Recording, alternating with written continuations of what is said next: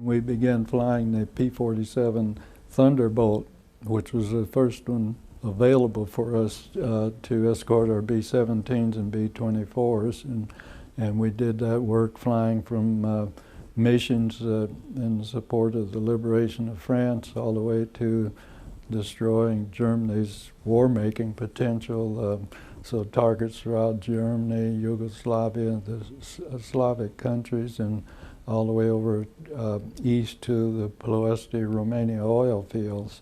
So the bombers did a great job, and their losses were quite heavy as they flew into heavily defended German held territories and areas, and they needed the escort that we provided.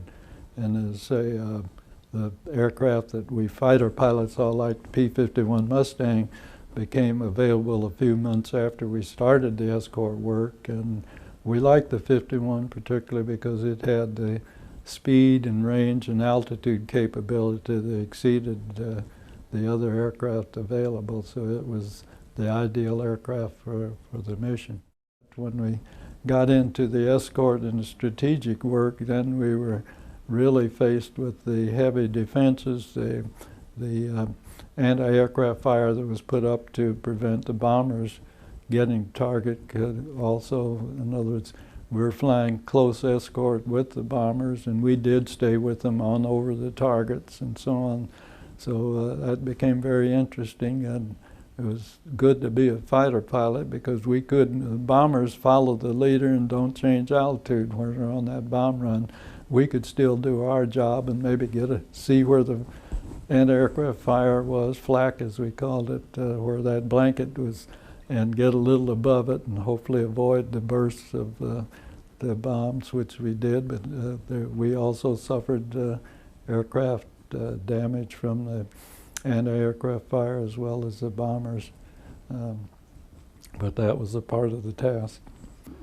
When you realize that, first of all, that fire they're putting up was meant to knock you out of the sky, it gets your attention, and you could see the black bursts of the shells, and as they had really put up a blanket, so you knew that.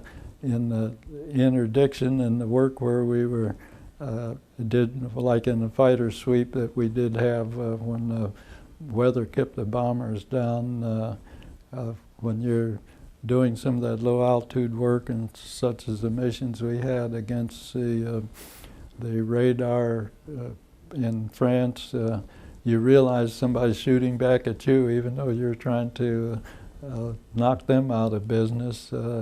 It gets your attention for sure. I ended up in one dogfight and shooting down a Focke-Wulf 190. We provided our escort, and only if the bombers were attacked did we dispatch a flight to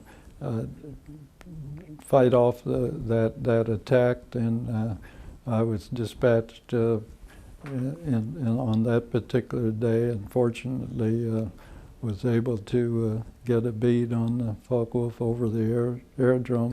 The dogfights take place pretty quickly, and in a few minutes it's over, and you're climbing back up to join back in if they haven't gone too far, or head back home yourself.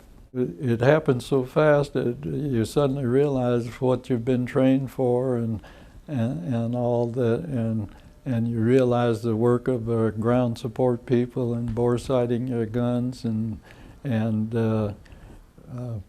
keeping your aircraft in good shape. So a lot of things go through your mind, but as I say, you're not thinking about those things as it happens, but as you look back on it, you can realize that a lot went into making it possible, and your training pays off if you're focused and everything works out. It gives you a good feeling, and yet one you hope that produces victory. And the idea is not to kill the other pilots. You don't go in it with that, but to destroy their aircraft, and hopefully they bailed out. I'm not so sure in the case of mine that the pilot got out.